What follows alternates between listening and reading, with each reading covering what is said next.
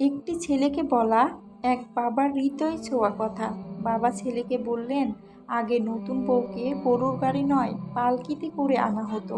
জানিস কেন? যাতে সবাই বুঝে নেয় একজন রাজরানীকে আনা হচ্ছে, সাধারণ কাউকে নয়। পালকি থেকে নামার পরেও সে যেন সারা জীবন এই সম্মানেই থাকে। এটা তোর দায়িত্ব। তুই জানিস নতুন বউ পালকিতে উঠে কি করে? সে কাঁদে, আর এই কান্নাটাই তার শেষ কান্না। এরপর সে কাঁদবে মাত্র দুইবার। এক, মা হওয়ার আনন্দে। দুই, তুই মারা গেলে তোর শোকে। মাঝখানে যত দুঃখ আসবে তুই হবি তার চোখের অশ্রু মোছানো হাত। জানিস বউ সবচেয়ে বেশি কষ্ট পায় কিসে? স্বামীর খারাপ ব্যবহারে। আমি খুব রাগী, তবু কখনো তোর মায়ের সঙ্গে উঁচু গলায় কথা বলিনি। বিয়ে মানে একটা মেয়ের জীবনের ভার নিজের কাঁধে তুলে নেওয়া। এ দায়িত্ব ভুলে গেলে সৃষ্টিকর্তার কাছে জবাবদিহি করতেই হবে।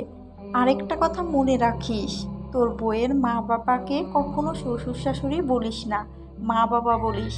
তুই যেমন বলবি তোর বউ তেমনই শিখবে। ভালোবাসা শেখানো শুরু হয় নিজের ব্যবহার। সৃষ্টিকর্তা সব দেখেন। তোর পাল্লায় তুই যা দিবি তিনি তার পাল্লায় ঠিক তাই দিবেন।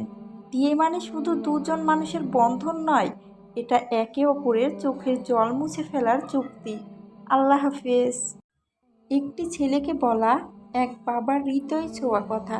বাবা ছেলেকে বললেন, আগে নতুন বউকে গরুর গাড়ি নয় পালকিতে করে আনা হতো। জানিস কেন? যাতে সবাই বুঝে নেয় একজন রাজরানীকে আনা হচ্ছে, সাধারণ কাউকে নয়।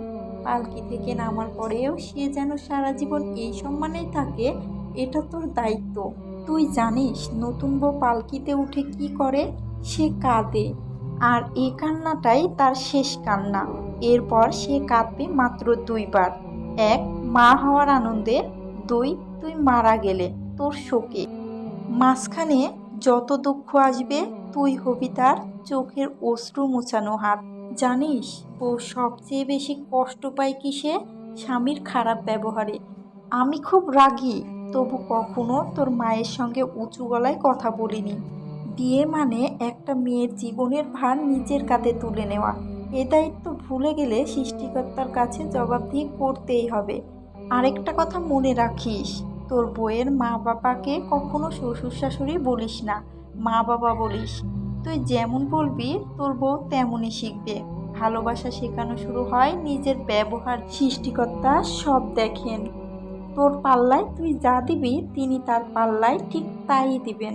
বিয়ে মানে শুধু দুজন মানুষের বন্ধন নয়, এটা একে অপরের চোখের জল মুছে ফেলার চুক্তি। আল্লাহ হাফেজ।